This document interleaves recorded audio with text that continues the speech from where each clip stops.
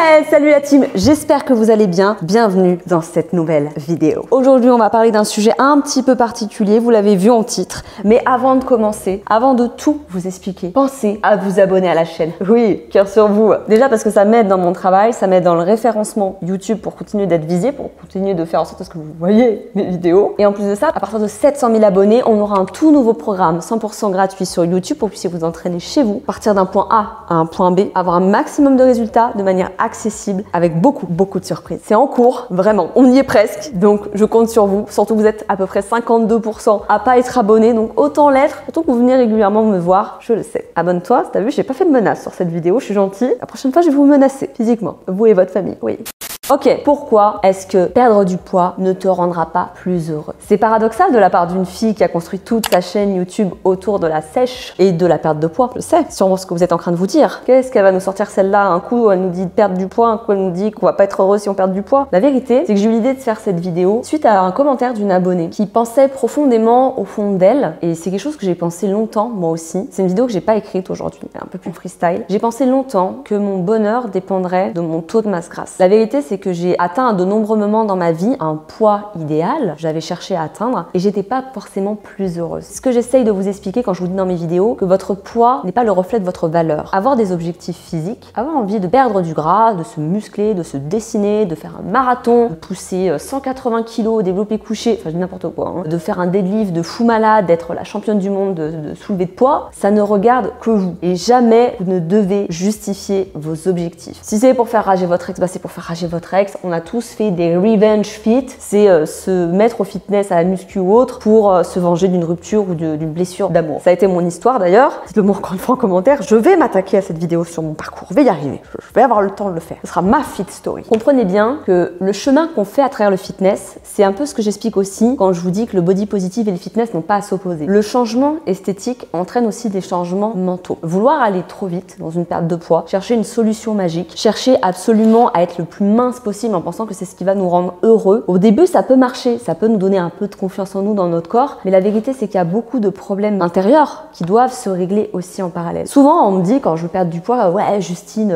t'es une cassos, va voir un psy. Mais en vrai, vous devrez tous aller voir un psy parce qu'il y a des choses qu'on va régler grâce au sport et grâce à l'alimentation, entre la confiance en soi, l'énergie, la manière dont on se sent dans son corps, dont on appréhende les défis. Mais il y a plein de blessures intérieures que parfois certains sportifs essayent de masquer à travers le sport outrancier et l'extrême minceur ou l'extrême développement musculaire. Ce que je vous dis ici pour la minceur, ça va aussi pour des mecs qui vont vouloir se piquer sans objectif de compète pour devenir le plus massif possible. On cache tous des blessures. Je pense que tous les sportifs, voire même les influenceurs au sens large, essayent de guérir des blessures profondes. Et le sport est une bonne solution, c'est une solution saine parce qu'on va, si on le fait correctement, développer plein de bonnes choses, comme des choses moins bonnes, hein, comme dans tout. Mais je voulais dire à ma communauté, aux femmes qui me suivent, aux jeunes filles qui me suivent, que c'est pas une fin en soi, que le chemin, il est important et que quand je vous dis de prendre du temps pour atteindre un objectif, c'est pas parce que vous allez vous faire chier, c'est pas pour vous emmerder ou que vous achetiez mes programmes ou que vous preniez je ne sais quoi. La vérité, moi, avec mes 10 années d'expérience, pour avoir fait énormément d'erreurs, avoir fait énormément de parcours, d'avoir connu le surpoids comme l'atteinte de mon objectif cet été, je peux vous dire que la quête perpétuelle de l'objectif parfait ne vous rendra pas heureux. L'atteindre, c'est une super satisfaction. Mais en fait, le parcours est tout aussi important que la destination finale. Enfin, pas le film où on meurt tous, non, pas celui-là, celui où on vit, voilà. Mais dans tous les cas, je sais que c'est quelque chose qui m'est extrêmement demandé. C'est pour ça que c'est un sujet qui revient beaucoup sur ma chaîne. Déjà parce que ça vous plaît, de deux parce que c'est l'objectif où les gens font le plus n'importe quoi. En muscu, un mec qui va vouloir prendre du poids, il va grailler. Au pire, il va manger un peu sale, etc. Mais il va grailler. En perte de poids, et c'est souvent quelque chose que j'observe chez les femmes, parce que c'est là où on a le plus de pression patriarcale, sociale, des femmes entre nous qui se comparent les fit girls entre elles, les stars, les gens de tous les jours. C'est là où il y a le plus d'erreurs, c'est là où il y a le plus d'extrêmes, c'est là où on va chercher la pilule magique, on va aller chercher le berlingot, où on a des tiktokeuses de 22 ans qui vont dire « Ah, moi j'ai perdu 10 kilos en un mois parce que j'ai tout simplement arrêté de manger ».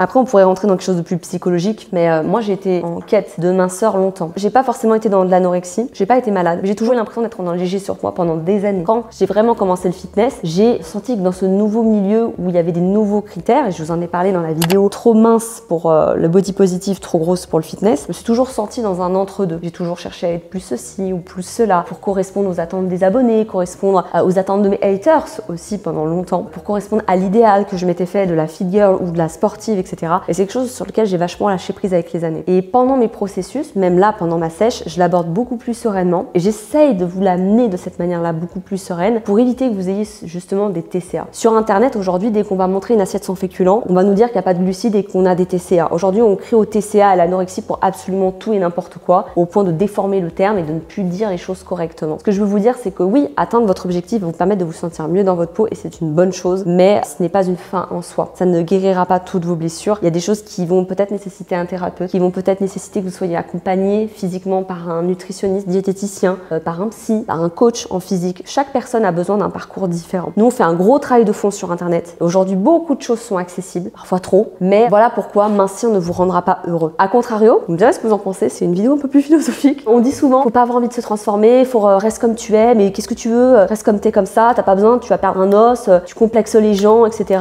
Les gens font toujours des projections sur les autres, hein, vous remarquerez. Moi, chaque fois que je dis que je fais une sèche, on dit j'en ai pas besoin, que je complexe mes abonnés, que je vous incite à l'anorexie. Soit, chacun a son opinion, je vais pas instruire les comptes toute ma vie, faut pas se justifier devant 700 000 personnes toutes les semaines. J'ai beaucoup de boulot, je suis fatiguée, je voudrais prendre un yaourt à la place de soja, parce que je suis intolérante au lactose. Ce que j'explique souvent, c'est que le cheminement d'acceptation passe par le changement. On n'est pas obligé de rester statique et attendre que, allez, je bouge pas, je fais rien. Je garde tous les problèmes de ma vie, je change rien, je reste comme ça, mais j'attends que d'un seul coup, par miracle, le dieu de l'acceptation se pose sur moi. Voilà. Et t'as des filles qui vont être dans ce climat-là pendant des années, puis qui vont voir qu'elles sont toujours mal dans leur peau. Le non-changement, comme la quête perpétuelle de l'extrême minceur ou de l'extrême objectif, ça rend pas heureux. Ce qu'il faut, c'est toujours avoir une approche saine. C'est qu'est-ce que le sport m'apporte? Qu'est-ce que l'alimentation m'apporte? Est-ce que c'est un plus dans ma vie? Qu'est-ce que ça va m'apporter en termes de bénéfices physiques? Qu'est-ce que ça va m'apporter au niveau de ma santé? Qu'est-ce que ça va m'apporter au lieu de mon mental? Bien t'alimenter, ou en tout cas mieux t'alimenter, c'est un impact sur ton humeur. Ça veut pas dire que tu vas cultiver des tomates dans ton jardin bio et que tu vas manger local et que tu vas vivre en autarcie chez toi pour que tout soit hyper équilibré le plus sainement possible, comme les détraqués d'internet là qui cherchent à ce que tout soit parfait. Ça veut juste dire faire du mieux que tu peux dans tes objectifs. Je vois trop de gens qui pensent que ça va pas marcher s'ils font pas tout à fond, trop tôt, trop vite, trop fort. Et au bout de 3-4 jours, 3-4 semaines, comme c'est pas tenable, bah ça abandonne tout. Ça se dit que c'est pas fait pour soi. Les étapes sont tout aussi importantes que le résultat final. Et parfois tu n'atteins pas jamais ton objectif réel parce que tu ne suis pas correctement des étapes. C'est comme vouloir faire un gâteau en 10 minutes alors que tu sais très bien que la préparation et la cuisson ça dure 1 heure. Tu seras forcément déçu du résultat de ton gâteau. Tu vois ce que je veux dire? J'ai beau vous donner tous les ingrédients et la liste de cette fameuse recette pour faire ce gâteau, vous êtes le seul et la seule à pouvoir le faire. Il y a un autre facteur. Souvent, il y a des gens qui me disent « Moi, j'aimerais perdre du poids, Justine. J'aimerais perdre du poids, mais je fais rien. Je n'y arrive pas, je suis pas motivée. » Mais il y a des fois, il y a des gens, c'est ce que je vous explique, ils pensent qu'ils seront plus heureux, mieux dans leur peau en perdant du poids, en atteignant tel objectif, mais au fond d'eux, ils n'en ont pas vraiment envie. Ils n'ont pas vraiment envie de faire des concessions pour aller faire un peu plus de sport par semaine. Pas vraiment envie de changer leur alimentation dans le fond. Ça, c'est que des contraintes pour eux. Et au début, je peux comprendre que ça l'est. Mais en vrai, ces gens-là, si je leur dis, mais est-ce que tu as vraiment envie de te transformer ou est-ce que tu penses que te transformer, ça te rendra plus heureux? Bah, je pense que je serais mieux dans ma peau si j'étais transformée. Après, c'est sûr que c'est difficile. Moi, je suis passée par tous ces questionnements-là, etc. pendant des années. Il faut se dire que le changement, faut en avoir vraiment envie. Parfois, c'est quand on arrive au pied du mur, une rupture, une période très dure dans sa vie, après avoir touché le fond, après avoir eu un accident, après avoir eu des problèmes de santé, bref, n'importe quoi, ou qu'on ne s'aime plus physiquement. Vraiment qu'une photo nous a fait réagir. Et si c'est le cas, c'est pas grave. À chacun son chemin. Comme je vous l'ai dit, moi, on se moque beaucoup du fait que j'ai mis parfois 10 ans pour avoir tel ou tel physique qui n'est parfois pas à la hauteur de mes haters, sans bien leur face, mais qui fait partie de mon histoire. Il n'est jamais trop tard pour commencer. C'est sûr qu'on n'a pas le même corps à 40, 50 ans que quand on en a 20. Les cellules, elles vieillissent, on réagit pas pareil, mais il n'est jamais trop tard. Et il n'est jamais trop tôt non plus. Hein. Et ne suivez pas les gens sur TikTok. TikTok est devenu un déferlement de merde et de conneries. J'ai quand même l'impression qu'il y a un peu moins sur YouTube. C'est très dur de passer des bons messages en l'espace d'une minute. Et pourtant, j'y suis sur TikTok. Alors non, mincir en soi-même ne vous rendra pas heureux. Le corps de vos rêves ne fera pas de vous quelqu'un de plus épanoui. Il y a d'ailleurs beaucoup de fit girls qui expliquent qu'elles ont fait des dépressions suite à des chefs de compétition qu'elles ont réussi à atteindre parce que le niveau était tellement élevé. La dysmorphophobie que ça a entraîné après sur elles en pensant que leur corps optimal était celui en sèche et comme elles reviennent à une alimentation plus humaine, plus vivante après, à leur corps hors compétition, et ben elles le détestent. Alors que justement, elles l'ont atteint leur physique de rêve. Elles essayent parfois de le maintenir à coup de dopage,